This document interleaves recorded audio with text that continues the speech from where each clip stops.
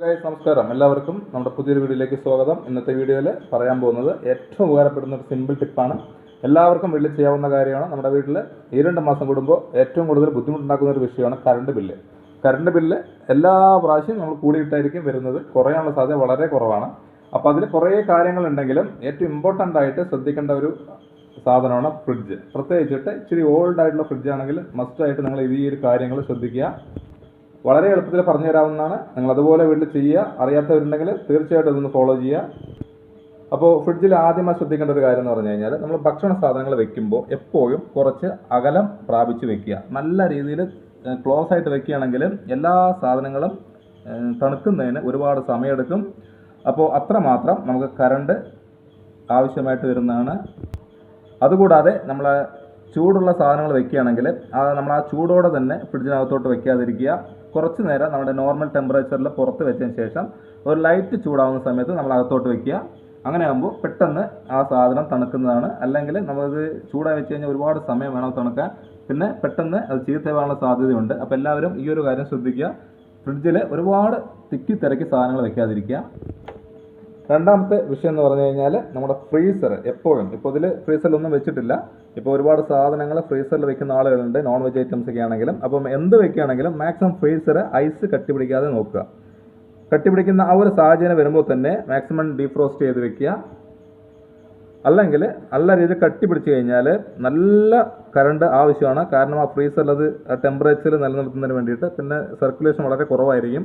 Maximum ഈ കാര്യം നമ്മൾ ശ്രദ്ധിക്കുകയാണെങ്കിൽ നല്ല രീതിയിൽ കറണ്ട് ലാഭിക്കാൻ പറ്റുന്നൊരു കാര്യമാണ്.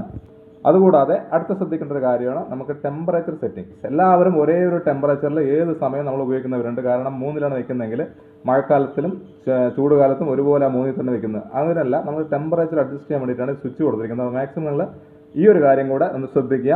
നല്ല ചൂട് കാലത്താണെങ്കിൽ 3-ൽ വെക്കാം. 4-ലൊക്കെ വെക്കുന്നത് വളരെ കൂടുതലാണ്. കാരണം അത്രമാത്രം സാധനങ്ങൾ നമുക്ക് ഫ്രിഡ്ജിനകത്തോട്ട് ഉണ്ടെങ്കിൽ 4 ടെമ്പറേച്ചർ സെലക്ട് ചെയ്യാം. അല്ലെങ്കിൽ 2, 3 ഏറ്റവും ബെസ്റ്റ് ആയിട്ടുള്ളൊരു ഓപ്ഷൻ അതാണ്. അപ്പോൾ ഈ രീതിയിൽ ടെമ്പറേച്ചർ സെറ്റ് ചെയ്യുക. നല്ല രീതിയിൽ കറണ്ട് സേവ് ചെയ്യാൻ പറ്റുന്നതാണ്. ഇനി അടുത്ത എല്ലാവരും ചെയ്യുന്നൊരു സൂത്രമാണ്, നമുക്ക് ഇടയ്ക്കിടയ്ക്ക്, അതായത് നല്ല രീതിയിൽ ഫ്രിഡ്ജ് തണുത്ത് കഴിഞ്ഞാൽ ഉടനെ തന്നെ നമ്മൾ സ്വിച്ച് ഓഫ് ചെയ്യും. പക്ഷെ നല്ല കാര്യമാണ്. പക്ഷെ ചെയ്യുന്ന സമയമാണ് പ്രധാനം. നമ്മൾ പകൽ മാക്സിമം സ്വിച്ച് ഓഫ് ചെയ്യാതിരിക്കുക. കാരണം പെട്ടെന്ന് ഉള്ളിലെ തണുപ്പ് പോകുന്നതാണ്. അപ്പോൾ നിങ്ങൾക്ക് ഫ്രിഡ്ജ് സ്വിച്ച് ഓഫ് ചെയ്യണമെന്നുണ്ടെങ്കിൽ മാക്സിമം നമുക്കൊരു രാത്രി, അതായത് രാത്രി എന്ന് പറഞ്ഞാൽ അർദ്ധരാത്രി ആണെങ്കിൽ നമ്മൾ ചിലപ്പോൾ ഉറങ്ങിപ്പോകും. അപ്പോൾ ഒരു 7 മണിക്കൊക്കെ ശേഷം ഒരു 3-4 മണിക്കൂറൊക്കെ നമുക്ക് ഫ്രിഡ്ജ് തണുത്ത് കഴിഞ്ഞ ശേഷം ഓഫ് ചെയ്തിട്ട് കഴിഞ്ഞാൽ ആ 3-4 മണിക്കൂർ നമുക്ക് ആ ഉള്ള തണുപ്പ് കണ്ടിന്യൂസ് ആയിട്ട് നിൽക്കും. അപ്പോൾ അത്ര നമുക്ക് കറണ്ട് സേവ് ചെയ്യാൻ പറ്റും. അടുത്ത ശ്രദ്ധിക്കേണ്ട ഒരു ഇമ്പോർട്ടൻ്റ് കാര്യമാണ്, നമ്മൾ പഴയതരം ഫ്രിഡ്ജുകളിൽ ഇതിൻ്റെ കോയിലെല്ലാം ഫ്രിഡ്ജിൻ്റെ പുറത്തോട്ടാണ് വരുന്നത്.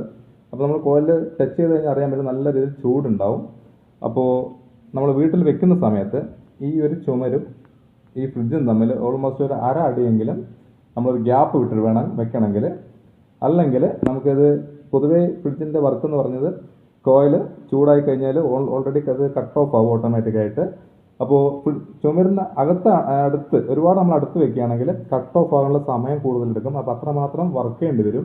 പിന്നെ അതുകൂടാതെ തന്നെ നമ്മൾ മഴക്കാലത്തൊക്കെ ഇടിയൊക്കെ പൊട്ടുന്ന സമയത്ത് ചുമരിൻ്റെ അടുത്ത് വെക്കുകയാണെങ്കിൽ പെട്ടെന്ന് ഇത് നശിച്ചു പോകാനുള്ള സാധ്യത കൂടുതലാണ്. കാരണം പെട്ടെന്നത് ഷോക്ക് വരാനും ഫ്രിഡ്ജ് തന്നെ അടിച്ചു പോകാനുള്ള സാധ്യതയുണ്ട്. അപ്പോൾ മാക്സിമം നിങ്ങളെപ്പോഴും ഈ ഒരു കാര്യം ശ്രദ്ധിക്കുക. മാക്സിമം 1 അടിയെങ്കിലും വിടുക, അല്ലെങ്കിൽ ഒരു 1/2 അടിയെങ്കിലും മാക്സിമം, അല്ലെങ്കിൽ ചുമരിൽ നിന്ന് ഗ്യാപ്പ് ഇടാൻ ശ്രമിക്കുക. ഇനി ശ്രദ്ധിക്കേണ്ട അടുത്തൊരു ഇമ്പോർട്ടൻ്റ് കാര്യമാണ്, നമുക്ക് ഫ്രിഡ്ജ് തണുപ്പ് കുറവാണെന്ന് പറഞ്ഞു കഴിഞ്ഞാൽ പെട്ടെന്ന് മെക്കാനിക്കിനെ വിളിച്ച് പൈസ കളയേണ്ട കാര്യമൊന്നുമില്ല കേട്ടോ. കപ്പാസിറ്റർ, അതുപോലെ റിലേ തുടങ്ങിയ സാധനങ്ങൾ ഇതുപോലുള്ള ഫ്രിഡ്ജുകൾ നമുക്ക് ഈസി ആയിട്ട് റീപ്ലേസ് ചെയ്യാൻ പറ്റുന്നതാണ്. അപ്പോൾ തണുപ്പ് കുറവാണ്, ഫ്രിഡ്ജ് വർക്ക് ചെയ്യുന്നുണ്ടെങ്കിൽ തീർച്ചയായിട്ടും ഈ ഒരു സാധനം മാറ്റിയാൽ മതി. 10-30 രൂപയുടെ ചിലവേ ഉള്ളൂ. അതുപോലെ തന്നെ റിലേയും ഒന്ന് ശ്രദ്ധിക്കുക ഇടയ്ക്കിടയ്ക്ക്. അതായത് ഇപ്പോൾ പെട്ടെന്ന് നമ്മൾ കട്ട് ഓഫ് ആകുമ്പോൾ നല്ല രീതിയിൽ സൗണ്ട് വരുന്നുണ്ടെങ്കിൽ നിങ്ങൾക്ക് മനസ്സിലാക്കുക റിലേ പോയിരിക്കുകയാണ്. അതുപോലെ തന്നെ തണുപ്പ് കുറവാണെങ്കിൽ കപ്പാസിറ്റർ ഒന്ന് മാറ്റി നോക്കുക. അങ്ങനെ നിങ്ങൾക്ക് കറണ്ട് ബില്ല്, കാരണം കപ്പാസിറ്റർ പവർ ഇല്ലെങ്കിൽ നല്ല രീതിയിൽ കറണ്ട് വലിക്കുന്നതാണ്. അപ്പോൾ ആ ഒരു കാര്യം കൂടി നമ്മൾ ശ്രദ്ധിക്കുക.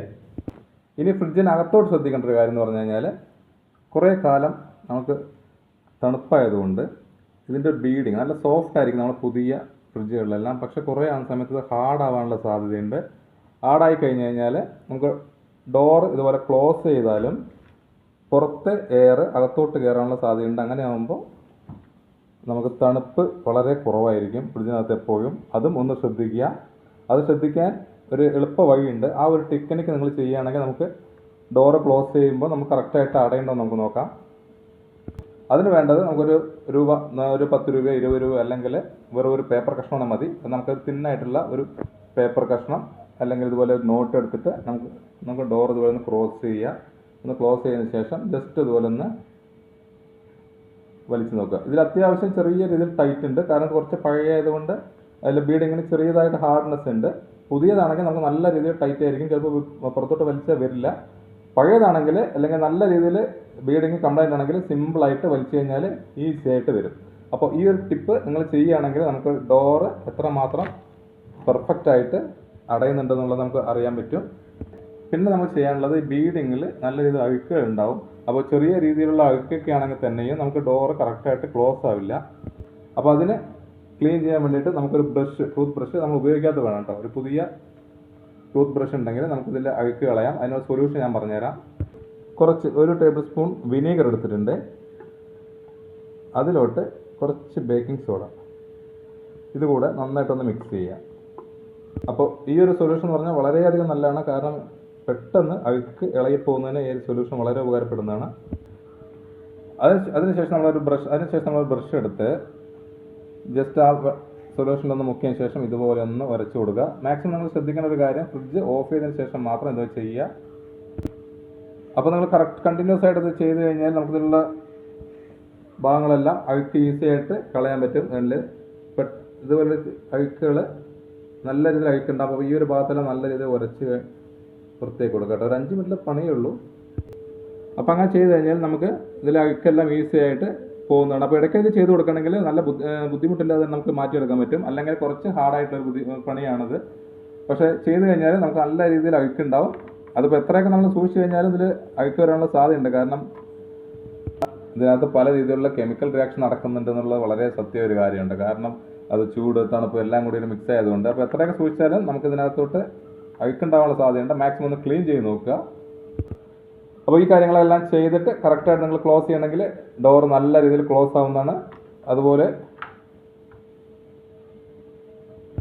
ശ്രദ്ധിക്കേണ്ട വേറൊരു കാര്യമാണ്, നമ്മൾ ഇടയ്ക്കിടയ്ക്ക് സാധനങ്ങൾ എടുക്കാനായിട്ട് നമ്മൾ ക്ലോസ് ചെയ്യും, വീണ്ടും ഓപ്പൺ ചെയ്യും. നമ്മളൊരു 10-20 സെക്കൻഡൊക്കെയാണ് നമ്മളൊരു സാധനം എടുക്കുന്നെങ്കിൽ ഫ്രിഡ്ജ് ഓപ്പൺ ചെയ്ത് വെക്കുന്നതാണ് നല്ലത്. അല്ലാതെ നമ്മളൊരു സാധനം എടുക്കുന്നു വീണ്ടും ക്ലോസ് ചെയ്യുക, വീണ്ടും അത് ഓപ്പൺ ചെയ്യുകയാണെങ്കിൽ അതും പെട്ടെന്ന് ഫ്രിഡ്ജിൻ്റെ തണുപ്പ് കുറയാനുള്ള സാധ്യത കൂട്ടുന്നതാണ്. അപ്പോഴും നല്ല രീതിയിൽ കംപ്രസറിന് വർക്ക് വരും, കറണ്ട് അത്രമാത്രം വലിക്കും. അപ്പോൾ വളരെ സിമ്പിളായിട്ടുള്ള കുറേ കാര്യങ്ങളാണ് നമുക്ക് വീട്ടിൽ അറിയാത്തതെന്ന് പറയാൻ പറ്റില്ല, ശ്രദ്ധിക്കാത്ത കുറേ കാര്യങ്ങളാണ്. ഇതൊക്കെ നിങ്ങളൊന്ന് ശ്രദ്ധിക്കുകയാണെങ്കിൽ എത്ര പഴയ ഫ്രിഡ്ജാണ് ഉപയോഗിക്കുന്നതെങ്കിലും നമുക്ക് കറണ്ട് ബില്ല് വളരെ കുറവായിട്ട് നമുക്ക് കിട്ടുന്നതാണ്. കറണ്ട് ബില്ല് കൂടി എന്ന് പറഞ്ഞിട്ട് മറ്റുള്ള ഇലക്ട്രോണിക്സ്